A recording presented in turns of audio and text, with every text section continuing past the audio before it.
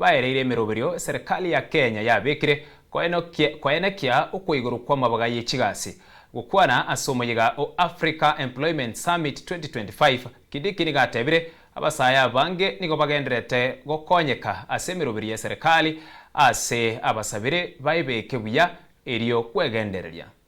Omokonyi b'omurai bwense Professor Kithure Kindiki nigasegetira abatendereri b'echisekta ao ime ya Africa koenekia ngobwatana bare n'abasaya ase obonge kero giokorika emeremo erio gokonya kobari bagaria korenta monjoria na goikerania maganio ao ase karne iga emerongo ebere na rimo. The consequence of youth unrest and disenfranchisement has been loss of property, higher operating costs, and dwindling profits.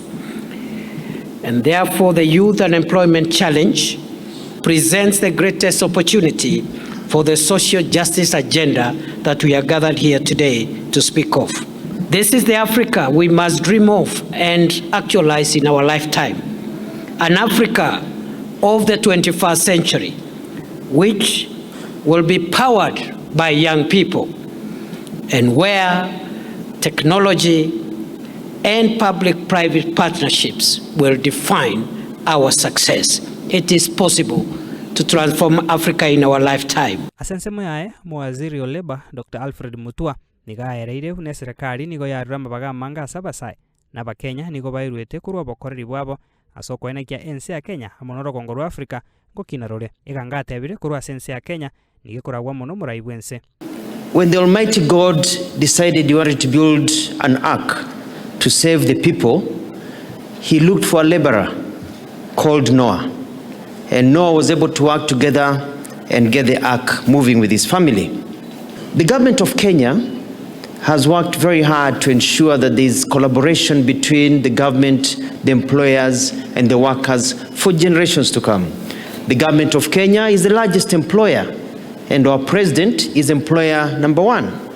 Our president, William Ruto, is also the number one laborer working for the people of Kenya. Kindiki nigaereire buna okobwatira negatie serikali n'echisekta ky'abantu nyene nigo korarente emeroberio emiya eraruri bagasa bange koenekia chitalanta kyabo aseganga yogokinia orogongo rwa Africa.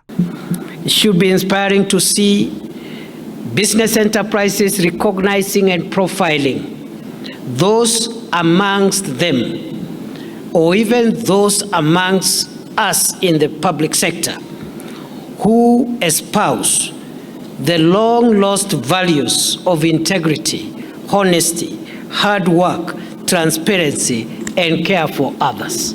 Nigaringe ko yakwana ega kirare kwene kyo kwigoro kumoyega o Africa Employer Summit imemo chio Nairobi aseboigo hasabo kubwatranigwa kwa basubati na bari bamenyete no barema asesa bari ega. It is possible through trade, through enterprise, through business to get a better Africa, a more inclusive Africa, integrating the voices of women, the voices of young people, the voices of persons with disabilities, and it is possible for the youth to drive the transformation of Africa and expedite the integration of the continent that we have always desired. Clinton Ondigi and Soko TV.